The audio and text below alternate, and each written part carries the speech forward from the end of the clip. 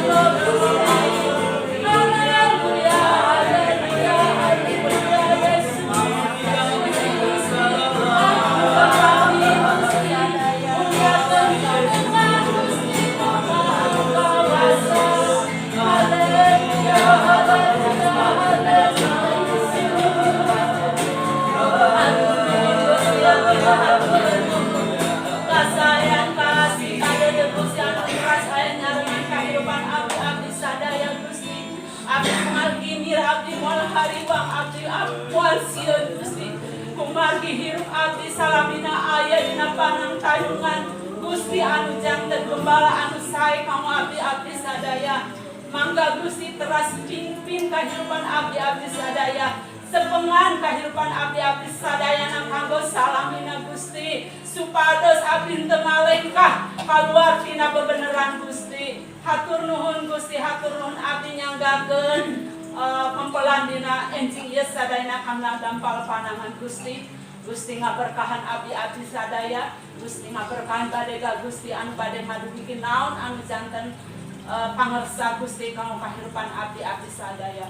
Dilebet jenengan Gusti Yesus abdi neneda abdi nampi berkah dina dawuhan Gusti. Haleluya. Amin. Mangga kagem. Selamat pagi Pak Anton, teman-teman dari FBS. Hari ini kita akan bicara tentang aktif menjadi penolong. Mari kita akan membuka di dalam Matius pasal 14 ayat 16. Sebenarnya cerita ini tidak cukup asing, tapi saya ingin membawakan dalam satu versi yang lain. Matius pasal yang ke-14 ayat yang ke-16. Oke, sudah mendapatkannya ayat ini? Karena ayat ini satu, kita akan baca bersama-sama ya. Matius pasal yang ke-14 ayat yang ke-16. Oke, sudah dapat? Matius pasal 14 ayat 16. Sudah dapat ya? Amin. Oke, mari kita membaca 1, 2, 3. Tetapi Yesus berkata kepada mereka, tidak perlu mereka pergi, kamu harus memberi mereka makan. Amin. Berbahagialah kita yang membaca kebenaran firman Tuhan, menyimpan batukannya, karena firman Tuhan akan menjadi berkat bagi kita semuanya. Beberapa orang seringkali melihat kesulitan-kesulitan orang lain itu menjadi beban kehidupan, jadi beban ekonomi, jadi beban yang seringkali dihindari dalam hidup kita semuanya. Tidak sedikit juga dalam sebuah persekutuan atau dalam gereja, orang berusaha menghindari orang-orang yang sedang menghadapi masalah atau menghadapi kesulitan. Sama seperti ketika murid-murid Yesus, ketika berada dalam satu situasi, melihat begitu banyaknya orang-orang yang sedang mengalami kesulitan, kemalangan. Apa yang dikatakan oleh para murid, mereka mau lepas tangan, mereka tidak mau bertanggung jawab, mereka tidak mau terlibat untuk memberikan satu bantuan, menjadikan diri mereka menjadi berkah bagi banyak orang yang sedang mengalami kesulitan. Maka mereka ngomong sama Yesus gini, Tuhan, suruhlah orang-orang ini pergi. Udahlah, kita nggak perlu susah-susah, nggak perlulah kita repot-repot. Ngapain sih nyusahin orang? Ngapain sih nyusahin diri kita? Ngapain sih kita kemudian melayani mereka? Udah kasih firman aja, udah cukup bagi mereka semuanya. Tetapi Yesus berkata lain kepada murid-murid mereka, tidak bisa demikian. Bukan mereka yang harus pergi, bukan mereka yang harus cari makan. Kamu yang harus memberi makan mereka semuanya. Nah, ini menjadi satu hal yang berbeda. Kekristenan itu dipanggil Bapa, kesejahteraan atau gereja Tuhan diberikan di dalam dunia ini supaya dia bisa menyatakan berkat, supaya dia menyatakan kasih Bapa, supaya dia menjadi titik pembeda. Kalau ada orang-orang yang mengalami kesulitan, kalau ada orang-orang yang mengalami hal-hal yang sangat pergumulan, kita tidak boleh membiarkan diri kita cuek. Mata kita tidak boleh kemudian menjadi mata yang tertutup. Telinga kita tidak boleh menjadi telinga yang tuli. Hati kita tidak boleh menjadi hati yang sangat keras untuk kita menolong orang lain. Nah, kekristenan itu baru benar ketika kita menyatakan shalom, ketika kita menyatakan berkat, ketika kita menyatakan soter kepada banyak orang. Kekristenan baru benar ketika kita merefleksikan apa yang dilakukan oleh Kristus, apa yang dilakukan oleh Bapa di muka bumi. Kekristenan menjadi benar ketika kekristenan itu menjadi aktif untuk menjadi penolong bagi orang-orang lain. Kekristenan menjadi benar ketika kita semuanya menjadi merepresentasikan cinta kasih Bapa dalam bukti nyata itu ke dalam kehidupan yang nyata juga. Nah, hari ini Bapak Ibu yang kekasih dalam Tuhan, maka gereja itu sebenarnya dan orang Kristen sebenarnya itu sudah didesain sedemikian rupa ada di dalam dunia itu untuk menjadi penolong. Satu saat ada seorang Kristen yang protes kepada Tuhan. Dia bilang begini, saya keki sama Tuhan. Mengapa Tuhan kau izinkan begitu banyak orang-orang mengalami kelaparan? Mengapa Tuhan izinkan ada begitu banyak orang-orang mengalami kesulitan? Mengapa Tuhan izinkan ada banyak orang-orang yang kemudian mengalami keputusasaan? Di mana Tuhan? Di mana sumber pertolongan? Dalam dialog dia dengan Tuhan, akhirnya Tuhan ngomong gini, loh, justru karena aku ciptakan kamu, justru karena aku tempatkan kamu di tempat-tempat orang berduka, dan justru karena aku memberkati engkau dengan bisnis yang berlimpah kali, justru aku memberkati engkau dengan keuangan yang sangat cukup, Engkau harusnya menjadi perpanjangan tangan kasihku. Engkau harusnya menjadi perpanjangan tangan hatiku. Engkau harus menjadi perpanjangan tangan belas kasihanku. Harusnya engkau adalah orang yang aktif untuk menyatakan kasih, menyatakan pertolongan dari Bapa yang di surga. Nah, seringkali kita tidak pernah melihat hati Bapa. Seringkali kita tidak mengimplementasikan cinta kasih Tuhan yang dalam kepada orang-orang yang mengalami kesulitan. Nah, hari ini saya ingin mengajak kita semuanya untuk menyadari bahwa esensi kita dipanggil di dunia ini, esensi kita menjadi orang Kristen, bukan kita beria-ria di dalam gereja, bukan kita semarak di dalam gereja, bukan hanya kita kemudian ngumpul di tempat ini, tapi kemudian hati kita tidak tergerak sedikit pun. Ada satu ciri-ciri khas dari satu jemaat, itu disebut dengan feeling atau disebut dengan romanticism. Ya. Orang-orang ini adalah orang-orang yang cinta Tuhan luar biasa. Mereka melayani Tuhan di dalam gereja. Mereka melayani Tuhan dengan sangat luar biasa. Mereka berani berkorban di dalam gereja. Tapi pada waktu di luar gereja, mereka katakan, Tuhan, bukan itu Tuhan. Aku ini feel good, aku ini cinta Engkau. Aku ini roman sama Engkau Tuhan. Tapi di dalam gereja, kalau diajak doa, diajak semangat luar biasa. Tapi pada waktu kita diajak untuk melihat kesulitan orang lain, waktu kita diajak untuk menolong mereka semuanya, waktu kita diajak untuk terlibat, menyelesaikan dan meringankan beban mereka semuanya, Allah, Tuhan itu bukan bagian saya.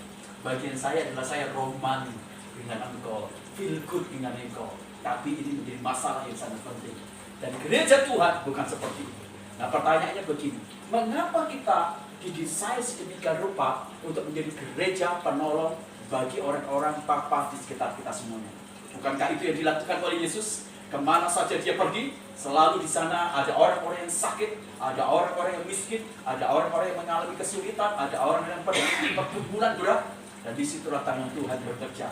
Dan sebenarnya Yesus itu ada pada diri kita masing-masing. Tangan kita itu adalah tangannya Kristus. Hatinya kita itu adalah hatinya Kristus. Pikiran kita itu adalah pikirannya Kristus. Dan seluruh aspek hidup kita semuanya itu adalah refleksi dari Yesus yang sudah ada di dalam diri kita semuanya. Amin. Seluruh bagian kehidupan kita ini adalah refleksi dari Kristus yang ada di dalam diri kita. Amin. Apa yang ada di dalam kehidupan kita itu adalah refleksi dari Kristus yang ada di dalam diri kita semuanya. Oke, mari kita sekarang menyelidiki dari bagian yang kita baca. Kita tidak akan beranjak dari ayat atau dari perikop ini. Jadi mengapa gereja itu dipastikan menjadi gereja penolong? Pertama adalah, ada satu good statement begini. Ketika seseorang menolong kita sementara dia sendiri sedang berjuang, ya, atau dalam kesulitan, itu bukan namanya menolong, tapi itu adalah kasih. Ya, ketika seseorang berusaha menolong kita dalam kondisi dia sedang berjuang atau dalam kesulitan, tapi dia berani mengorbankan segala sesuatunya demi kita, itu bukan menolong, tapi itu adalah kasih. Nah, artinya begini, kekuatan dari kemampuan kita untuk menolong itu didasari oleh kasih. Menolong tanpa kasih itu sebenarnya adalah sesuatu yang absurd atau semu. Nah, Tuhan menginginkan kita semuanya adalah kita melakukan jauh dari sekedar menolong, tetapi kita berani melakukan dengan kasih. Sekalipun kita memiliki kesulitan, tapi akhirnya kita menjadi orang yang memberanikan diri dengan kekuatan kasih itu. Nah, sekarang kita akan menyelidiki mengapa gereja didesain untuk menjadi kuat untuk menolong. Yang pertama adalah karena itu memastikan bahwa gereja itu adalah tim rescue. Nah, Bapak Ibu tahu enggak? Waktu murid-murid melihat bahwa orang yang sedang mengalami kelaparan karena beberapa hari pasukan makan yang mereka bawa tidak ada, bahkan Yesus bilang kepada mereka, kamu yang kasih makan. Nah, Bapak Ibu tahu enggak? Masalah perut itu bukan hanya masalah kelaparan, tetapi itu adalah masalah mati hidupnya seseorang. Tahu enggak bahwa masalah perut itu merupakan satu hal yang sangat esensi, satu hal yang sangat vital luar biasa. Nah, itulah sebabnya Yesus bilang kepada murid-murid, nggak bisa begitu. Kamu nggak bisa tinggalkan. Justru karena aku pilih kamu menjadi muridku, kamu harus menjadi tim religius. Kamu harus melihat kesulitan orang lain, penderitaan orang lain, itu harus dicari solusinya. Kamu tim penyelamat. Kamu bukan orang yang sembarangan. Aku panggil kamu menjadi murid supaya kamu memikirkan keselamatan orang lain. Sebagaimana mungkin aku yang adalah pribadi yang akan menyelamatkan orang, kamu itu aku masukkan dalam tim penyelamat. Bapak Ibu tahu nggak? Bahwa sebenarnya kita ini adalah tim yang telah dibentuk oleh Tuhan, tim surgawi untuk menyelamatkan banyak orang. Orang yang mengalami kesulitan, mereka bukan hanya hanya dilihat oleh mata atau didengar seruannya, tetapi kita yang akan menyelamatkan mereka semuanya. Ada bahaya-bahaya yang sangat serius. Tuhan mengizinkan kita semuanya menjadi alatnya, menjadi muridnya, menjadi anaknya, bukan untuk berdiam diri, bukan untuk cuek, dan bukan berkata demikian, Tuhan, saya maulah mereka semuanya pulanglah. Kita nggak perlu sulit-sulitkan diri kita nggak perlu repot-repot, kita nggak perlu nyusahin diri kita. Udahlah Tuhan, suruh mereka pulang. Dan katakan, nggak bisa, kamu yang kasih makan. Dan arti ini semuanya dalam kedalaman dia ingin mengatakan nggak bisa. Aku udah memilih engkau, aku udah memanggil engkau, maka kau harus menjadi penyelamat, tim penyelamat. Di mana ada orang kesulitan, di mana ada orang sedang membutuhkan pertolongan, tim Rikius, ya, itu harus kemudian cepat tanggap dan kemudian mereka pergi dan mereka harus cari. Nah, di beberapa tempat di Jawa Timur, Bali, Malang, Blitar, kemudian termasuk di Sidoarjo, di beberapa tempat ini sedang mengalami Mas Bali mengalami masalah yang sangat pelik, luar biasa. Banjir bandang, jadi ada begitu banyak orang yang mati, banyak jumlahnya. Dan apa yang kemudian dilakukan oleh BNPT? BNPT kemudian mengirimkan tim riset, ya, di sana kemudian mereka disuruh pergi ke tempat-tempat itu. Tujuan pertama mereka adalah mencari orang, menyelamatkan orang yang hidup, yang menolong orang yang hidup, tapi mencari orang-orang yang terhilang. Pokoknya pendeknya, tim Riskius itu dikirim supaya mereka semuanya bisa menyelamatkan lebih banyak lagi orang-orang yang sedang berada dalam bahaya yang sangat serius. Orang-orang yang terancam nyawanya, mereka harus ditolong, Dan itulah sebenarnya tugas gereja. Bapak Ibu yang kekasih dalam Tuhan, saya ingin menghentikan satu stigma yang buruk bagi orang-orang Sunda. Maaf, katanya orang-orang Sunda itu adalah orang-orang yang pelit. Maka saya ingin patahkan semua stigma yang buruk ini. Saya ingin hancurkan stigma yang buruk ini. Engkau orang Sunda, engkau adalah miliknya Kristus. Hati Kristus ada di dalam dirimu. Pikiran Kristus ada di dalammu. Kelemah lembutan Kristus ada di dalam dirimu. Belas kasihan Kristus ada di dalam dirimu. Maka engkau adalah tim Riskiusnya Tuhan. Tim penyelamat yang harus mencari orang yang terhilang. Yang harus mencari orang yang mengalami keselamatan. Dan tolong mereka semuanya. Selamatkan mereka semuanya. Tuhan memberikan kemampuan bagi kita semuanya. Mungkin kita berkata demikian, aduh Tuhan, untuk diri kita sendiri saja susah. Sekali lagi, seperti tadi good statement tadi.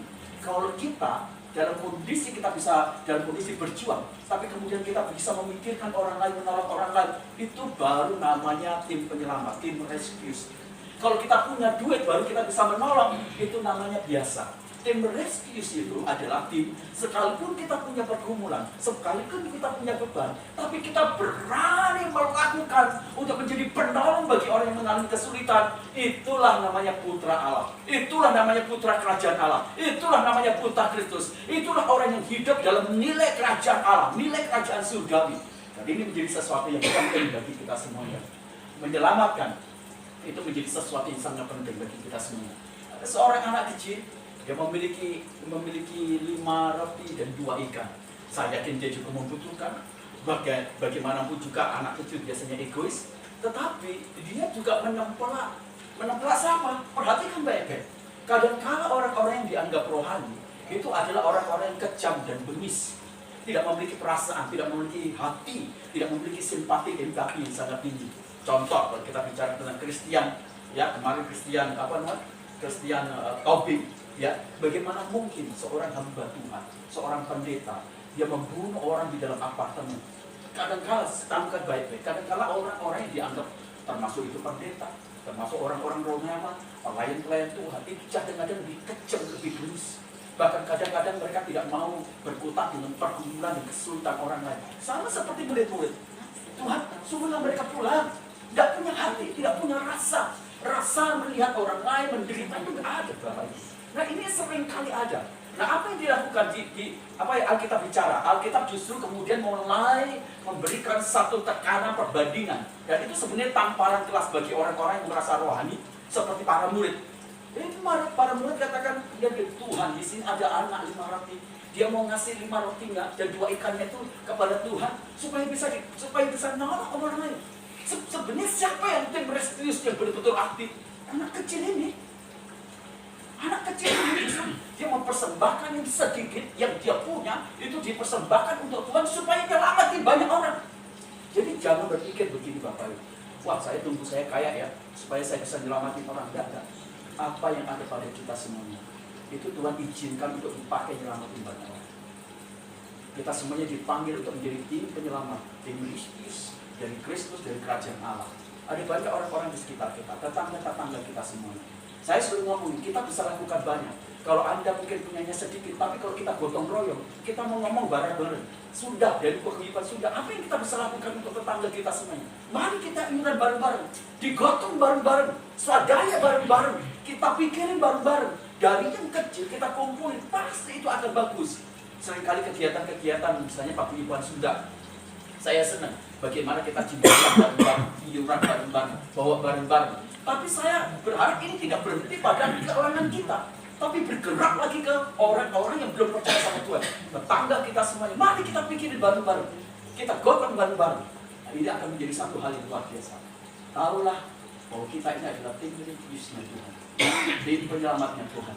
Supaya pada akhirnya kita diterjunkan mencari orang, menyelamatkan orang, dan menolong orang lebih banyak lagi. Semakin tim religius itu didaratkan pada tempat yang berbahaya atau dalam bencana alam dan mereka cepat ada di sana, akan semakin banyak orang yang diselamatkan. Seharusnya seperti itu juga yang terjadi di dalam gereja kita semuanya, termasuk di lingkungan kita semua. Lukas pasal 19 ayat 10 bicara tentang orang Samaria yang aktif menjadi penolong. Termasuk kemudian dalam Matius 18 ayat 11, kemudian Yohanes pasal 3 ayat 17 itu tentang Yesus yang menyelamatkan. Itu adalah bagian. Kalau kita ingin menjadi Kristen penolong, gereja penolong, maka itu akan memastikan bahwa diri kita itu benar tim rescue-nya Tuhan. Kita adalah tim penyelamat yang telah dibentuk dari surga, yang telah dimeteraikan juga oleh Roh Kudus dan diberikan DNA kasih dari Kristus. Itu yang pertama.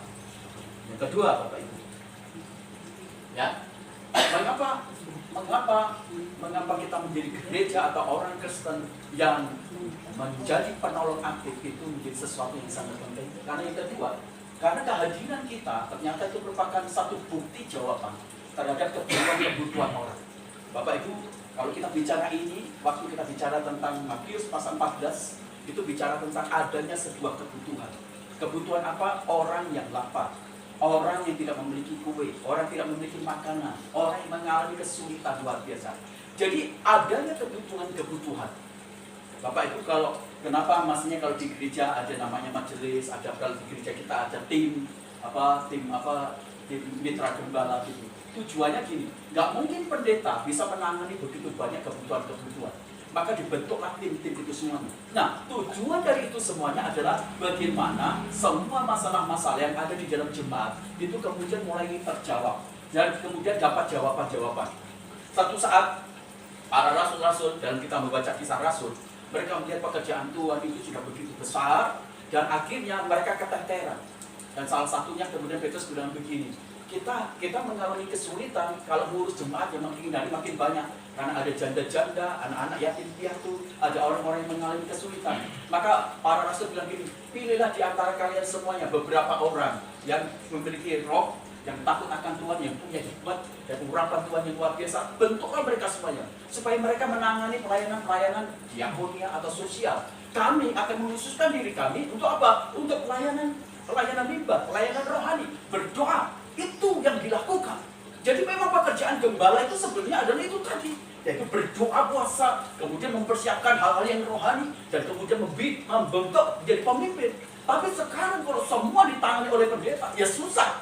Nah, Yesus ingin mengajak kepada kita semuanya supaya fungsi gereja itu menjadi sehat, supaya fungsi gereja dan anak-anak Tuhan itu menjadi begitu maksimal, dieksplorasi. Makanya kenapa Tuhan Yesus mengajak gereja, mengajak kita semuanya supaya kita menjadi Kristen penolong. Kenapa? Karena itu memastikan bahwa orang Kristen itu adalah jawaban bagi kebutuhan orang lain.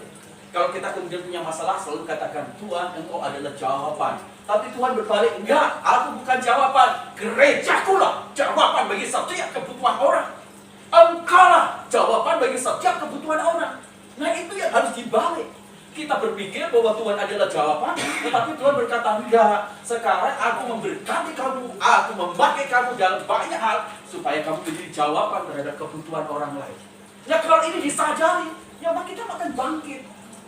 Tapi kalau kita sendiri tidak memiliki sebuah DNA, untuk kita memiliki akte menjadi penolong, ya susah. Bapak Ibu tahu, ini adalah satu momentum bagi kita semuanya. Orang sedang banyak mengalami kesulitan-kesulitan. Maka ketika kita menjadi orang Kristen yang menjadi penolong, maka gereja memastikan dan orang Kristen memastikan bahwa diri kita adalah sebuah jawaban bagi pergumulan orang lain. Bapak Ibu senang nggak ketika Bapak Ibu didatangi orang yang punya masalah di sana berat? Datanglah kemudian ke Pusanti lah, ada orang yang punya pergumulan berat. Santi, saya punya masalah gini. Terus Santi kasih berjalan, kasih nasihat. Orang itu menangis, orang itu tertawa, suka cita. Bu Santi, terima kasih, ini jawaban dari apa yang sedang saya temui. Rasanya gimana Bu Santi? Senang kan? Tante Lina pun saya kayak gitu. Ceritalah, Pak Gem, kemarin saya, puji Tuhan Pak Gem, ada orang datang di tempat saya yang punya pergumulan. Saya kasih nasihat Pak Gem, wah puji Tuhan, terjawab ternyata masalahnya. Senang nggak? Senang. Seperti itulah sebenarnya kebanggaan. Gereja itu kebanggaannya itu bukan di gedung, bukan di tataran-tataran kemudian pelayanan-pelayanan, program-program event Tuhan. Gereja bukan juga merupakan satu bentuk bagaimana mewahnya kemudian politik, bukan. Gereja itu adalah bagaimana bagian dari organisme itu menjawab kebutuhan-kebutuhan bagi banyak orang. Saya yakin kalau gereja ini betul-betul, maka tidak berapa lama kemudian Cipanas ini akan digoncang. Saya kemarin sama istri saya di Cianjur ya, kami di Cianjur. Bapak Ibu ada orang antri siang-siang, hari apa? Hari Jumat antri deh Bapak. Apa? Itu ada orang Muslim, mereka buka warung, warungnya ternyata warung gratis.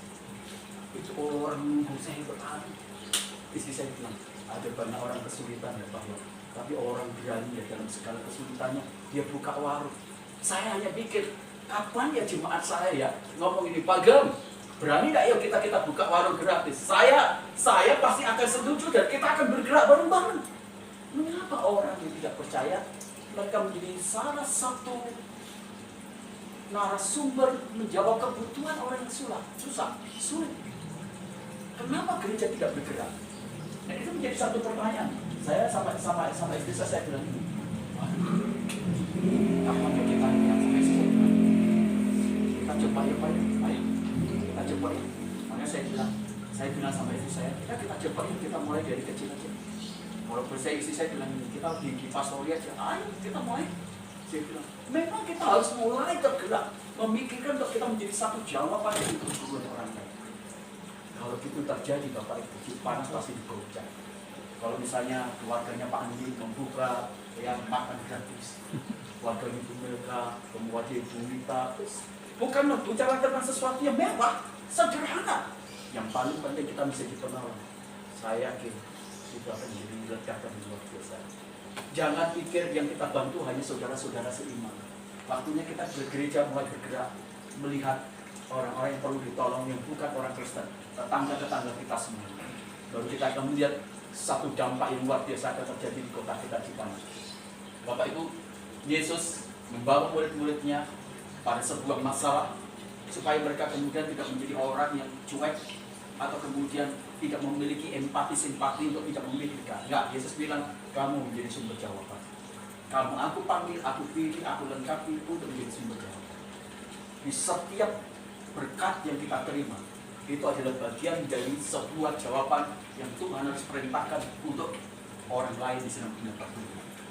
Makanya saya sama istri saya bilang, jangan pernah sedikit pun berkat menghambat kita semuanya untuk menjadi saluran atau menjadi sumber jawaban bagi kebutuhan-kebutuhan orang lain. Saya bilang, saya nggak takut. Saya bilang, kalau kita perlu menjadi sumber jawaban, kita lakukan. Nah, sumber jawaban bukan hanya duit Bapak Ibu. Ada banyak orang-orang yang datang di tempat kami, mereka yang keluarganya sedang mau hancur, mereka yang sedang usahanya hancur, mereka datang di tempat ini, akhirnya datang dan mereka mendapatkan sumber jawaban. Mereka pulang dengan sukacita, gembira luar biasa. Dan saya tahu, saya ingin dapatkan cerita ini dari Paguyuban Sunda. Pak Gem, saya kemarin sudah memberikan satu jawaban bagi pergumulan orang, dan orang itu gembira, sukacita. Mereka sekarang betul-betul ringan beban hidupnya. Saya ingin dapatkan itu semuanya. Amin. Bisa kan Paguyuban Sunda? Saya itu bisa. Dan yang ketiga Bapak Ibu, ya, mengapa kita semuanya perlu menjadi gereja yang menolong. Karena yang ketiga itu memastikan bahwa kita akan menjadi pengubah situasi panik menjadi situasi yang nyaman dan tenang. Nah Bapak Ibu coba bayangkan kalau kita masuk dalam lingkungan ini. Kita kan enak kan ngomong, Yesus luar biasa, makan 5 roti 2 ikan. Nah, Bapak Ibu belum tahu ya, situasi di sana. Itu ada bapak-bapak, ada ibu-ibu, ada anak-anak. Bayangin kalau anak-anak kelaparan Bapak Ibu. Coba bayangin anak kelaparan. Anda yang punya anak bayi, anak kecil, anak kelaparan. Terus nggak ada makanan, terus dia nangis. Panik enggak? Yang paling panik itu pertama saya yakin itu ibu-ibu pasti nangis. Kami pernah mengalami masa-masa susah. Abel waktu itu usia berapa tahun itu? Sekitar 2 tahun. Saya sudah tidak bekerja di Pari lagi. Dan sudah tidak bekerja di Pari lagi, saya di persekutuan. Waktu itu beras tidak ada, uang tidak ada. Abel lapar, Bapak Ibu mau makan. Ya kan? Mau tidak mau itu menjadi. Kami pernah apa artinya panik dan nangis. Kami akan gendong Abel ini Bapak Ibu. Tahu enggak? Gendong Abel. Tapi Tuhan itu aja lihat. Kan kolam itu saya jarum mancing itu kolam ikan itu bisa keluar. Pokoknya macam-macam Bapak Ibu. Tapi saya tahu Bapak Ibu. Saya pernah tahu apa artinya panik. Anak tidak makan. Dan tidak ada makanan, tidak ada uang. Saya pernah mengalami Bapak Ibu. Coba Bapak Ibu masuk dalam satu dramatika, masuk dalam kondisi yang dialami oleh Yesus. Ini kan anak-anak banyak, ada ibu-ibu yang menyusui, ada anak kecil ini, Mbak, mau makan Mbak, nggak ada roti, nangis itu Bapak Ibu, kenapa? Panik nggak situasi? Alkitab mungkin hanya menyatakan ini, tapi kalau kita masuk betul-betul, saya yakin kepanikan itu terjadi di sana. Kenapa? Ada banyak anak-anak yang menangis. Bapak-bapak juga bingung, kenapa? Tempat juga jauh dari tempat untuk beli roti. Bayangin Bapak, situasi panik luar biasa. Tahu nggak? Disinilah sebenarnya gereja Adil itu sebenarnya meneguhkan, menenangkan. Waktu para murid mereka naik kapal malam-malam, Yesus sedang berdoa. Kemudian diterjang angin ribut yang luar biasa. Situasi di kapal panik dan ketakutan luar biasa. Karena mereka seperti mau mati. Tiba-tiba Yesus datang dan dikatakan, tenanglah, ini aku. Dan saya berharap juga demikian. Ketika kita punya teman, kita punya tetangga yang mereka panik, tenanglah, aku Milka datang. Wah, keren. Keren itu. Tenang nih, tenang, aku Wawan datang. Wah, keren. Saya berharap itu terjadi begitu. Jadi akhirnya kekristenan kita itu benar-benar kekristenan yang memberi pengayoman, rasa ketenangan, rasa batin sejahtera itu ada. Bukan kita membuat rasa takut kegelisahan, enggak, tapi benar-benar rasa tenang. Kalau gereja berfungsi menjadi penolong, maka gereja akan menghadirkan bahwa diri dia itu menjadi subjek yang mendatangkan keamanan, menjadi subjek yang mendatangkan ketenangan luar biasa. Hari ini. Nah, inilah yang harus kita pikirkan. Nah, sekali lagi, bayangkan ibu-ibu nyuruh suaminya, Pak, beli dong roti buat anak. Di mana kita beli roti? Gak ada. Pokoknya cari roti, anakmu nangis. Bapaknya mungkin bingung juga lah, lari ke sana, lari ke sini. Saya yakin situasi di sana kalau bapak ibu bisa masuk di sana, pasti akan terjadi kepanikan yang luar biasa. Dan rasa panik itu makin hari akan makin tumbuh besar ketika anak-anaknya makin tangisannya makin tinggi. Hari itu saya bisa bayangkan kalau itu kor tangisan. Nangis. Bisa bayangkan itu semuanya. Tapi Bapak Ibu tahu, Yesus berkata kepada kamu yang kasih. Anak kecil ini membawa 5 roti 2 ikan. Dia bawa kepada Yesus.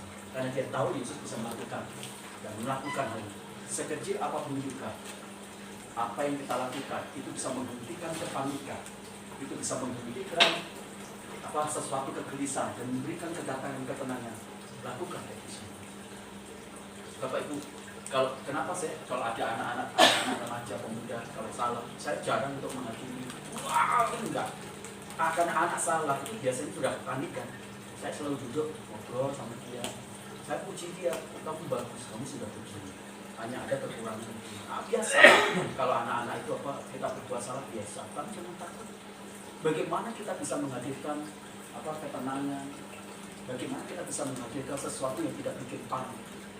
Itu betul-betul hal sesuatu yang harus diupayakan dalam gereja. Di mana ada hadirnya dia, di situ ada ketenangan. Di mana ada hadirnya Pak Andi, di situ ada ketenangan. Di mana ada Tante Mary, di situ ada ketenangan. Di mana hadirnya kemudian Bu Agus, di situ ada ketenangan. Di mana hadirnya Teh Yani, di sana ada ketenangan. Dan kepanikan itu pergi. Itu yang harus terjadi dari kita. Bagaimana Kristus datang kepada murid-muridnya yang sedang mengalami kepanikan karena angin ribut padi yang luar biasa, dan Tuhan berkatakan, tenang, ini aku. Bapak Ibu, ini aku. Saya pernah tinggal di Cianjur. Kalau Bapak Ibu lihat Cianjur itu kan, kalau di paparan depan itu kan rumahnya mentereng semua ya. Bapak Ibu di jalan raya. Saya pernah tinggal di Cianjur itu, di kampung yang kelihatannya di balik gedung-gedung itu. Di sana ada banyak orang-orang yang mengalami kesulitan. Suatu saat Bapak Ibu, tetangga kami di sini ada seorang emak. Emaknya sakit. Anaknya sedang stroke. Dan mereka tidak punya uang sama sekali. Ini emaknya sudah sedemikian rupa sudah mengalami kesakitan, dan kelihatannya itu orang mikir ini pasti mati. Nah, saya waktu itu lah baru mandi, saya nggak tahu. Tiba-tiba ada cerita gitu, kaget saya keluar. Begitu saya keluar, wah ini nggak bisa. Akhirnya saya bilang, saya ambil, cari angkot, nanti saya bayar. Saya bawa kemudian ke rumah sakit. Saya bawa ke rumah sakit saya, dan kemudian di rumah sakit saya langsung masuk di bangsal. Ini mesti disuntik dulu. Siapa yang bayar? Saya yang bayar. Suntik aja langsung. Nanti semua pengeluaran saya yang bayar. Dan benar ditangani oleh dokter dengan cara cepat, disuntikkan. Kemudian sekitar 5 jam, itu emaknya sudah pulih lagi, sudah bisa melek lagi, sudah bisa makan, semuanya. Lalu itu anak-anak dan tetangga kemudian menjadi tenang. Di mana hadirnya gereja? Di sana ada ketenangan, kepanikan tidak ada. Itu yang dari semua. Dan saya tahu, walaupun mungkin suku Sunda di tempat ini sedikit, tapi hadirmu itu memberi pengaruh dan impact besar. Engkau bukan pengeluh, tetapi engkau adalah penenang, di mana kepanikan tidak lagi menguasai kita semua. Amin. Jadi anak-anak kita kalau panik, jangan kemudian dibangkitkan kepanikannya makin tinggi. Tenangkan mereka semua. Karena ini aku, tenanglah, teduhlah. Amin. Luar biasa. Dan yang terakhir Bapak Ibu kasih dalam Tuhan. Kalau kita menjadi orang atau gereja penolong, itu memastikan bahwa gereja itu adalah gereja yang ekspresif dan benar untuk memuliakan Allah. Ada yang unik Bapak Ibu yang terkasih dalam Tuhan. Peran mujizat ini orang selalu berpikir tentang Yesus. Peran mujizat ini selalu orang berbicara tentang Yesus yang dahsyat dan luar biasa. Tapi kita melupakan sesuatu yang paling krusial, yang paling penting, yang paling menduduki porsi. Apa? Mujizat selalu ada jalannya. Mujizat itu selalu ada jembatannya. Mujizat itu selalu ada media. Kalau kita bicara, kalau Allah sendiri, tapi dalam dunia kita mujizat itu selalu ada media. Dan yang menyediakan medianya itu anak kecil. Nah, anak kecil dia bawa 5 roti dan 2 ikan, dia datang kepada Yesus. Jadi sebenarnya tokoh yang penting, yang di belakang layar, tapi menentukan keberadaan mujizat itu anak kecil. Tapi uniknya, sekalipun dia berkontribusi besar, sekalipun dia berpartisipasi besar, sekalipun dia menyediakan begitu banyak hal yang mendatangkan mujizat, Alkitab tidak mencatat nama anak itu anonim. Wah, itu bagi saya, itu ya betul itu. Saya dalam kasus ini, semua orang akhirnya memuliakan Allah. Semua orang akhirnya mengagungkan Tuhan. Gereja yang penolong, gereja itu selalu akan memberikan sebuah kesaksian. Ya, memberikan kesaksian tentang siapa Tuhan yang kita imani, siapa Tuhan yang kita sembah, siapa kebenaran dari iman kita semua.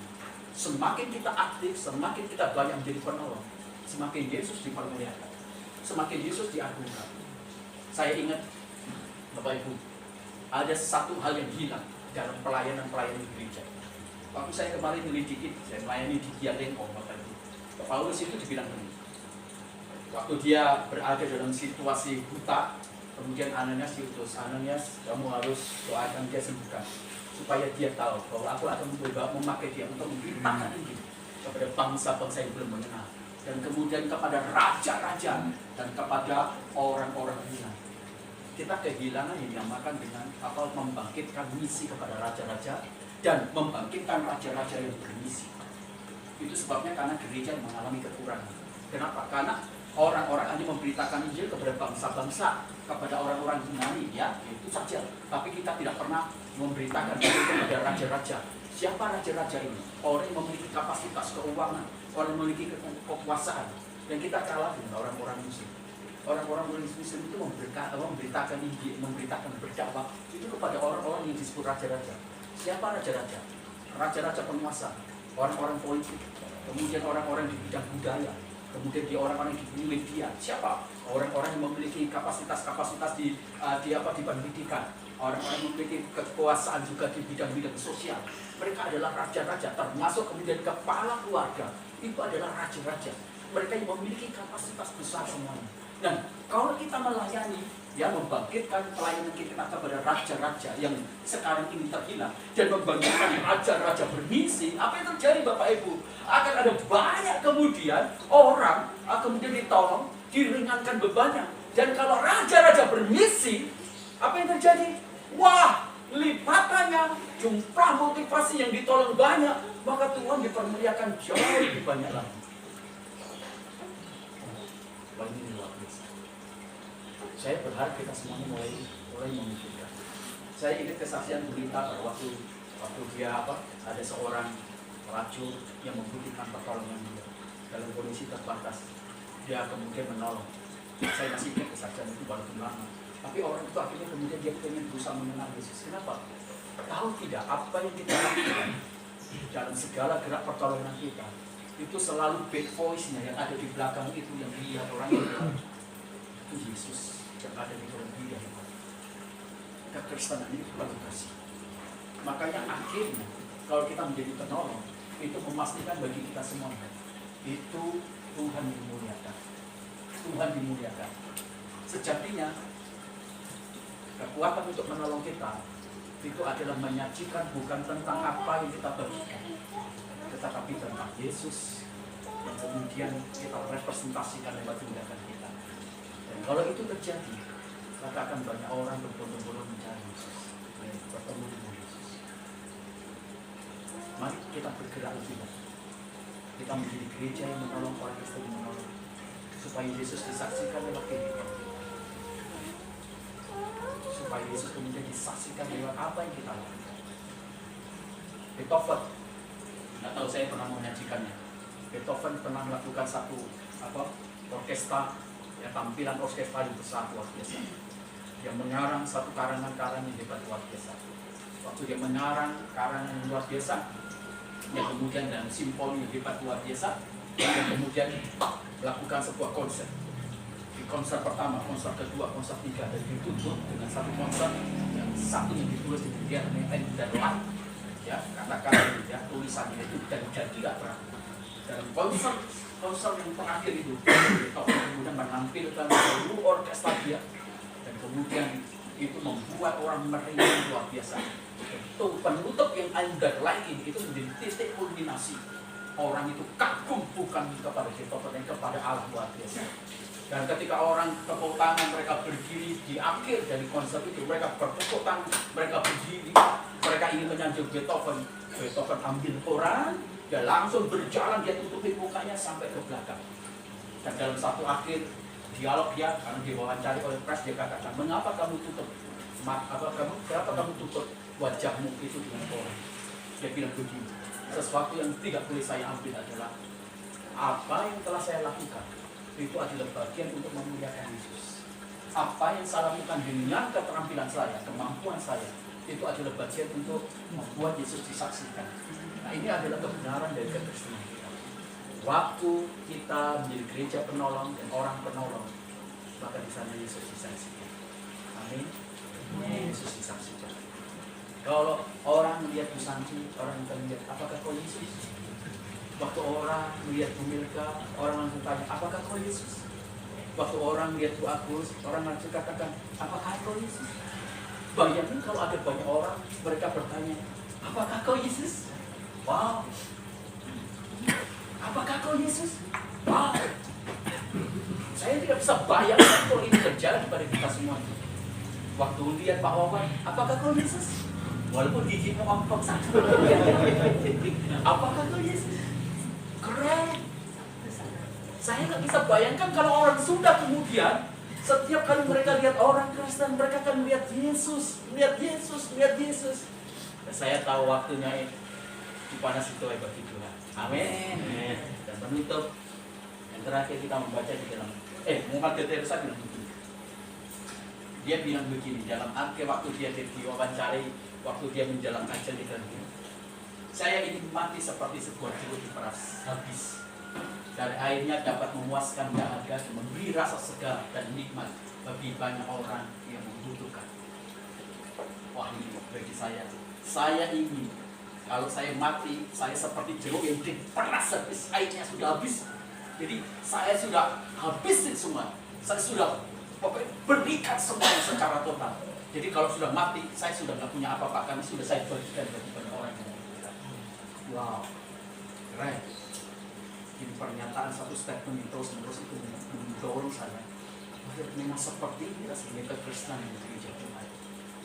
Dan akhirnya menutup, kita belajar dari Efesus pasal 2 ayat. Karena kita ini buatan Allah, diciptakan dalam Kristus Yesus untuk melakukan pekerjaan yang baik yang dipersiapkan Allah sebelumnya. Ia mau supaya kita hidup di dalamnya. Apa? Melakukan tindakan baik. Apa? Tindakan menolong. Kita mau kita hidup. Kenapa? Kita berkata, kalau kita tidak melakukan ini, kita jadi lemah. Bapak Ibu tahu nggak? Kekuatan Bapak Ibu, energi Bapak Ibu, kehidupan Bapak Ibu, kesehatan Bapak Ibu, berkatnya Bapak Ibu di mana? Melakukan. Ada di dalam tindakan baik itu. Kalau Bapak Ibu melakukan dengan aktif menolong, Bapak Ibu sehat. Sehat matanya, sehat pikirannya, sehat dompetnya, sehat segala-galanya. Aduh, Pak Gem ngomongnya kayak gitu. Kalau kita menolong kan, kita berkurang. Betul, kita berkurang. Tapi itu taburan. Itu taburan. Nanti kamu lihat bagaimana sehatnya ekonomi keuangan kita. Tiba-tiba tanpa diduga ada orang yang memberkati jauh lebih besar. Dan itu pengalaman-pengalaman yang terjadi dalam hidup saya. Saya berharap kita semuanya menikmati. Jadi sekali lagi, mari kita menjadi orang Kristen yang hidup, ya, menjadi aktif menolong. Yang pertama, karena itu menyatakan kepada kita semuanya, kita adalah tim khususnya Tuhan, tim penyelamatannya Tuhan. Ya, oke, itu adalah tim penyelamatannya Tuhan. Yang kedua apa, Bapak Ibu? Yang kedua apa?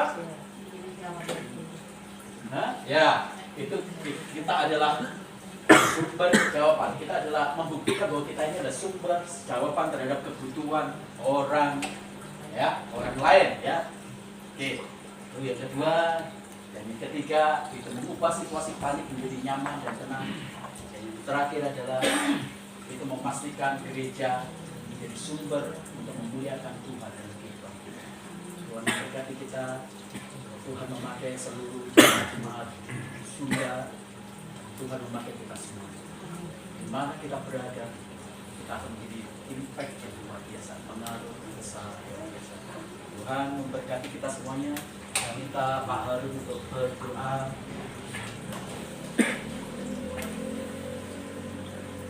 Atur nuhun Gusti Yesus kami berkah Gusti anu yeun Gusti. Atur nuhun kalau pangandika Gusti anu parantos memutkeun kami bisa daya. Mangga angge adu bisa daya Gusti. Hirup adu bisa daya supados tiasa janten berkah. Tiasa janten anu maparinan pituluh. Tiasa janten anu maparinan caang. Atur nuhun Gusti Yesus. Paparing kami sadaya mampu kanggo tiasa ngalakonan hal anu janten pangarsan Gusti kangge abdi bisa daya. Berkahan oge Pak Yohanes anu paratos ku Gusti dianggo kanggo ngadugikeun hal anu janten pangandika Gusti. Berkah tina pelayanan anak, tina keluargana, tina sagala rupina supados ngalangkungan pelayanan anjeunna oge nami Gusti teras dimuliakeun. Karajaan Allah teras ditajeurkeun. Atur nuhun Gusti Yesus, atur nuhun. Abdi sadaya muji syukur dina sesi ieu parantos diberkahan ku Gusti. Haleluya. Amin. Amin. Ya, selamat istirahat. siapa yang mau kopi? Bantu atau kopi apa? Bantu teh atau kopi? Udah.